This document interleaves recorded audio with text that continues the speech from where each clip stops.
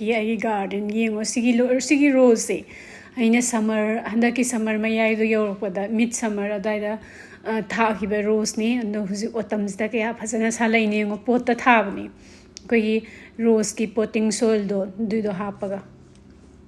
yam phasana sale ando mathangi spring lakpada di amuk hena yamna sani ando sigi variety se Tuscan se floribunda rose se moi je yam sat kan ba rose ni no mamang da su ama horam me ando kamain to ino khang dibe ko do adu su pot ta ne do kanga ga dum si gare ando si sina ano bane hai ta sa mana bada ande gi sina African bush desi de yam sat kan ba desi ni hai ta re umorok su khara pa le umorok se koi community garden da hobu umorok tu je aina ka mapana hi ga pura ga aina freezer da loina hapsan gare nigi sine yum da khara hobu sing nu ne yum da khara hobu sing su lo chale to umorok yam sa ba ding am dre huzik thaina gi du maina deita su sheldon pa me ba umorok ha pa koi manam se yam kan asaba na trasu masit ama kai gumba injang na dum hapa se mayam pamje diduna ai magi damang da khallaga khara hapiram ne ai gidamang toy ta di thal rasu yar hai tar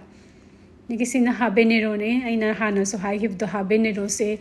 lamb gumba dagi kai ke atopa meat beef gumba kai gumba thong da si how bane si so umorok na mani mahaw mani habanero na mani anu moi tongan ba magun mamam ni hai tar sisu umurok nito yam di pandre simadi andagi sisna lomba se ai mamang sahi maru tahobadagi mo horak ba hai tare ko sahi kuding dum horak pani masa matanda dum maru se tara lai hita di mathang ando handakti yam hodre have yai kaino da tu sida pambi khara ho sidi khara blue masu wasalaktre ko anduga sigi manase lombagi manase sisu morok me pada hapa kho ham ne manang khunung sima manasna du mai thala ga iromba kai da su hamnai andagi mapansna ai winter da dum sise ai kitchen gi counter top da dum pot am da hapsala thamme da dum kanghalaga dum aduga dum ai dum saba ko nai hai tare dum pambi tara mo horaga dum ko na ban ai thanda ayamba sai ba lomba se moi ke haina de ba selden so haina de ma pa so haina de anduna ayamba matam da aina ayamba saba ngakta ni ngi sina sweet basil maru kanghan laga dum mathangi dum sisu dum mathang se hi dum hor sabun dum hore mathang dum andagi sina pig pambi ne koi pig black fig to du ni kharam amu bodo ando handak sahi se chaba nangaroi kaino da ingmana hanjala amina sikesu mullaroi house roi ando si singju chaba ya matang do hawo matang do ne do singju suraga ai thanda chani khambada ai tandana kana tawdre semdre singju haraga kogi mana masing ama tawba singju do di seldan ju cha edu simadi sa sidi sugumba jidi sa deba kogi thaibong singju gumba se negi sina camellia ne ina mamangi da su utkhib do camellia se ai ping masu pe camellia sam pa me do yamna phajana su sale handak sei je khupazam tawe sale andagi sina ai yuki yerum thonga thamamge na ai si yerum phutken tawini yerum se medium size yerum koi yam chaw sunati yam tik te yerum sunati tare isingara hapsale diduga ai borong sohalaga phasana phutle diduga ai se si phulaga ngak haidoga inghalle phasana duga inghalaga ai smaina makak thale to smaina makak thatpanate si kitang smaina tu kai haido no mai tailon da ai kop thokare sauba yade yerum se swaida phangma yerum se sukki matik phajai hai tare fresh oi phasu yam phajai agoi poultry agoi kaino gi dairy products sing se milk khangde dagi egg khangde quality yam phaise Australia da thokpa sing se anduga aise thum kitang hapsale anduga machu khara saisale andagi morok asaba morok ti nate do kitang mahapsale aduga smaina gorong gorong adum olaga adum yabane adum totla su yai ko khutna de aidi gorong gorong olaga adum yare aidi aduga khang da thau khara haire ne da thau do sahalle aduga yerum ainu husik kena to do masuga moroka hapaga othib do do hapsan bire the sumaina to khang je si je sma sugumba yerum dong yerum thongba gi damak ta yerum taw gi damak ta yam nungai bane and khara yam na ka na ngongninga gana dum nga ha kuina dum ngor su ya edi si matang se dum yare gi damak ta di duga taste pata masa ani hum hapsale negi cumin jira khara hape methi maru khara hape duga ha ka ba ngobire duga sigiti long se ai je blender da chopper da khara kaba chop to thupane yam fine oina chop to budina te roughly chop to bane and sigiti lo se sije khara munna ngobi hobana ta di hinnam nam bane ba te lo se and khara kuina sang mane sumaina kupati lo ngoba se and gi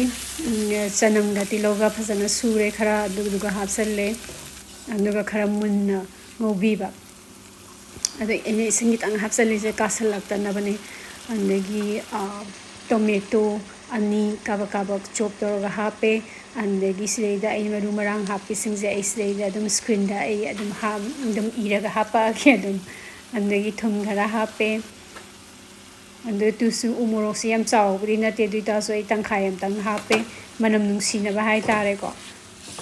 sana ba hapana taba de kaba to khaire didaga makhum khumaga tomato se si sina khitang akoi soft akoi masi kano ma phon da tribo ba thongbirani anuga phasana otna nei dana ko otna tu ma pan se stay the thau khitang ka khalai se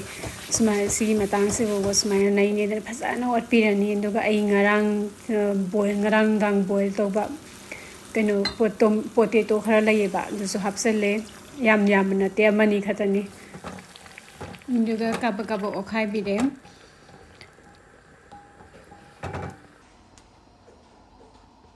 duga makhum khumjalaga borong saudri boba thongbirani yerum thongba se ko injang kaino thongdoi je khangda ta di yerum ekta thongjenba dona ma pharabani de yeng taw thamgiba yerum chin to hapsalle kari injang thongdono khangjalaktraba duga yerum ga alu leiraba dum yare dum nama khum maga nga ha amuk thonge nu phasana sorok trigo ba yang kuina thongdru ya bane dum min taram ti thong ra khang ji jo ai ngasi khang ji gai gam na sana ba dai si dore khong je sana da dana andagi maroi asoiba phadigom asoiba khara ha pe tu ko khair ga dum loire ando ai si thonga dum thaname moyam hauna sarame si se nandugi nimi sigi kano se yerum thongba se sina mathangi nimit ki video ne aina Costco da satpagi and si je khoi main road in ate ko khoi lera khulak hai tare ko khoi lera khulak kumba khoi gi sabab ki manung da khoi leibe street sing ne si se si huzik kan gi matam se sigi season se si street se yeng bada sukki matik phajai hai tare spring ga autumn ga se yeng masu sing ge u masu sing se je phajaman basida ai ji meyam de yeng hanning na ai ji sum nammini and yam ka hena kana toba yamna aphawba street phajabagi phawba street sing bidi na te ko si koi ge dai de leiba koi gi normal oiba street koi lekai gi street sing du ne ba data su uwa sing se si season je da masu hong pagi kaino se phibam je yam phajai ba and Costco da satpa sai toina satpa din ate de tha mada amukti dum satle hai tare ko ko gi leida ba ya da ba yum gi toina leiba tanba pot chai khara leiba sam na haraba da ko gi washing powder gumba da gi ko gi liquid detergent gumba ko gi suma mayam se ko gi yum da leida ba sinna da ba ya da ba pot sing hai wat pa su ya da ba pot sing ama leida na ko sigumba sing je moi de amuk tang da leisale da na duga tha ani hum adum ka isat pa pot mayam am leiba ꯑꯗꯨꯒ ꯃꯃꯜꯁꯨ ꯈꯔ compare ꯇꯧꯕꯗ ꯃꯣꯏꯅꯁꯨ ꯈꯔ ꯌꯥꯝ ꯂꯩꯔꯝꯃꯤꯅ ꯈꯔꯗꯤ ꯇꯥꯔꯦꯗꯅꯀꯣ ꯑꯗꯨꯒ ꯄꯣꯠꯁꯨ ꯀ꯭ꯋꯥꯂꯤꯇꯤꯁꯨ ꯐꯩ ꯍꯥꯏꯇꯥꯔꯦ ꯑꯗꯨ ꯑꯩꯁꯦ ꯍꯣꯔꯦꯟ ꯌꯧꯔꯒ ꯑꯩ ꯀꯩꯀꯩ ꯂꯩꯒꯦꯗꯣ ꯑꯩ ꯌꯦꯡꯍꯜꯂꯒꯦ ꯑꯗꯒꯤ ꯑꯩꯁꯦ ꯄꯣꯠ ꯆꯩ ꯂꯩꯕ ꯑꯩ ꯅꯝꯕ ꯅꯪꯍꯧꯗ꯭ꯔꯦ ꯑꯗꯨ ꯁꯤ ꯀꯩꯅꯣꯁꯦ ꯅꯣꯕꯥꯞ ꯂꯩꯔꯦ ꯑꯗꯒꯤ ꯕꯔꯒꯔ ꯕꯟꯁ ꯂꯩꯔꯦ ꯑꯗꯒꯤ ꯁꯤꯒꯤ ꯂꯦꯕꯅꯤꯁ ꯕ꯭ꯔꯦꯗꯁꯤꯁꯨ ꯂꯩꯔꯦ ꯑꯗꯨ ꯅꯝꯃꯝꯗ꯭ꯔꯦ ꯁꯤꯁꯦ ꯑꯗꯒꯤ ꯑꯩꯁꯦ ꯄꯣꯇꯦꯇꯣ ꯂꯩꯕ ꯆꯪꯉꯛꯏꯅꯤ ꯄꯣꯇꯦꯇꯣ ꯃꯆꯥ ꯑꯉꯥꯡꯕꯗꯣ ꯑꯩꯈꯣꯏ ꯑꯄꯤꯛ ꯑꯄꯤꯛꯄꯗꯣ ꯕꯦꯕꯤ ꯄꯣꯇꯦꯇꯣꯁꯤꯡꯗꯣ ꯑꯗꯨꯗꯣ ꯂꯩꯕ ꯆꯪꯉꯛꯏꯅꯤ ꯑꯗꯨ ꯁꯤꯒꯤꯁꯦ ꯄꯦꯀꯦꯠ 5 kgꯒꯤ ꯄꯦꯀꯦꯠꯅꯦꯕ ꯑꯗꯣ ꯄꯦꯀꯦꯠꯁꯤꯗ $4.99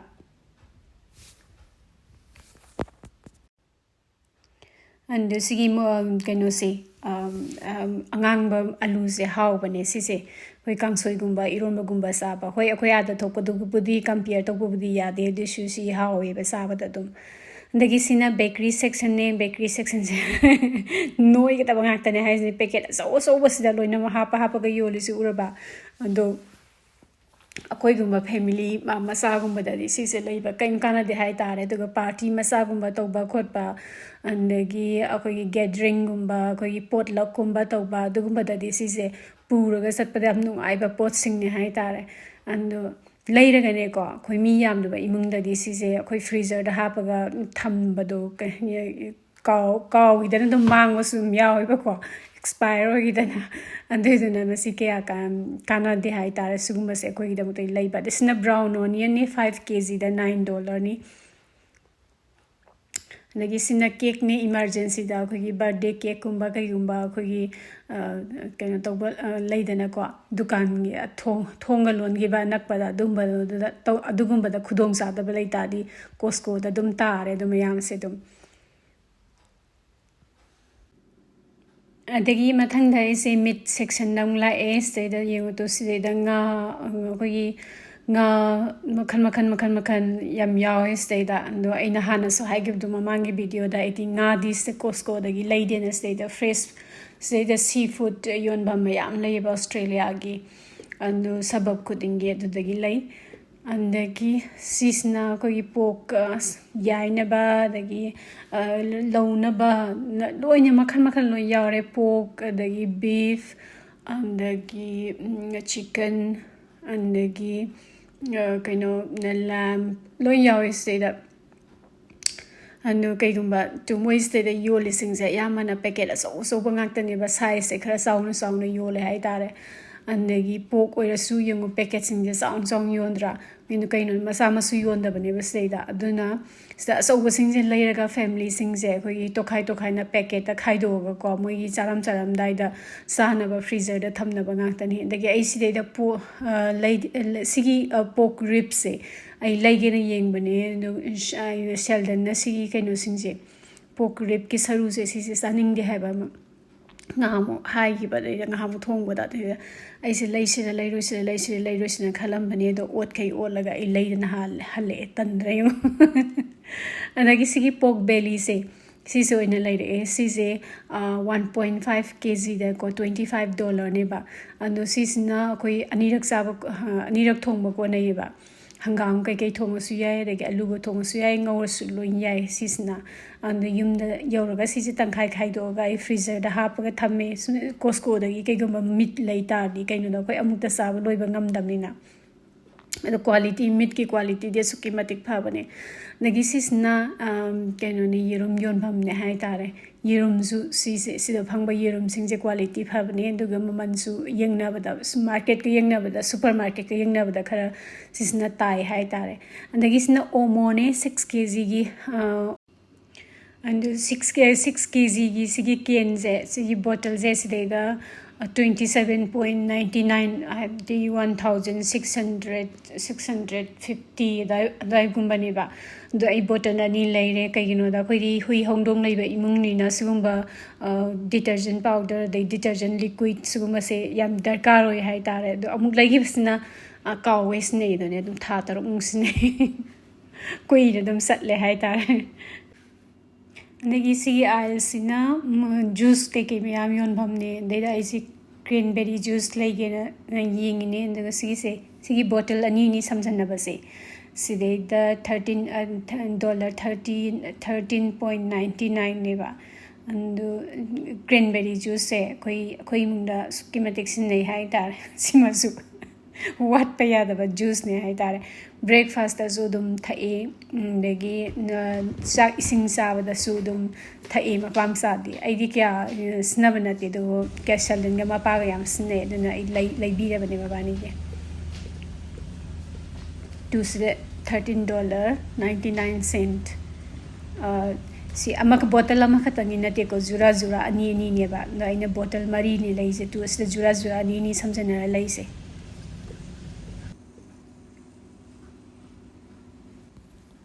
andegi aise si matangs da samosa yengi ne ba si je tu frozen section ngak da ne frozen oi ta si frozen section da su meat ki frozen section na malai da gi sisna koi the vegetable gumba da gi kaino gumba koi spring roll frozen gumba dugumba mayam andagi pie gumba kai gumba mayam yon bhamne and aise samosa sigi frozen je si se oven da bake torga koi cha ga thak yam hawe ba the side the samosa se koi chaning na ekta koi gi maphamam da ekta street am da ekta phangmana tamina ko sugumba frozen je packet ama thamma darka ta hai tare and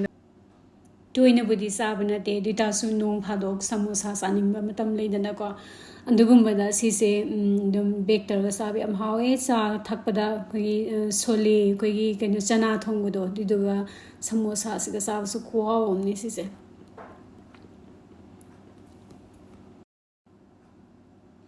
and the AS day the go namhode ba pot khara su ya hore presia bottle koi juice atopam leiba ko du zu leire and bo ai namhodra habdi and ni pot leiring the video number se sukimatik wai heba and pot su leiba videos number ani mak to khuwa ne ai sweater ga loi lok thoga ai trolley se yansala thamam ni humang sawdana ko negi ithanda satpanina sigumba pochei arumba pochei singje sigumba se leiba se wai ba trolley into engine do ba dagi aisle singje su sangi ba khusa satpada chisu haksang sajela mani hai tar ai gidam tadi ando aise Cameron gi Nutelex legena yengini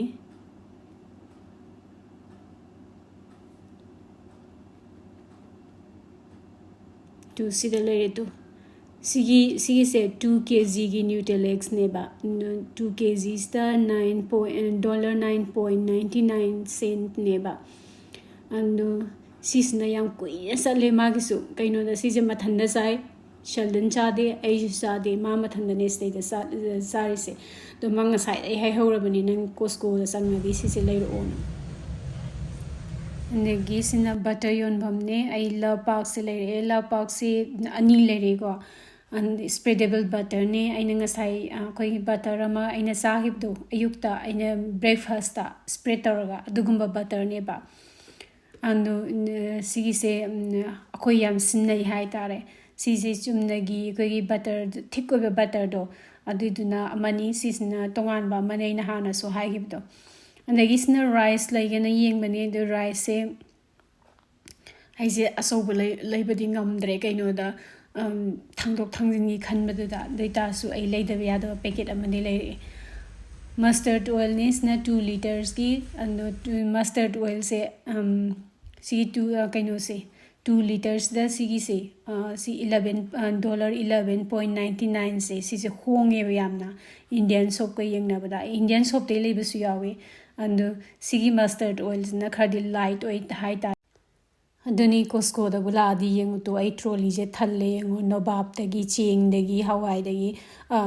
yarak thenga si sapon nungbon ke loina mag yawre ai sei da dagi thakna ba sana ba dagi butter nungta loina mag leire e ando asukimatik wagra si arumba trolley sai illaga nagi kaino da counter bo illa satpada adubu yum yorakanda di mapam sana gai dagi mapam sa loina mak pusan bere te mapam na thamgre mapam na thapochei thambasi jo awabam ne be yum yoraga leiroga do moino in tawbi gare the matangsa mayam dagi kaina na ba ya thangni jari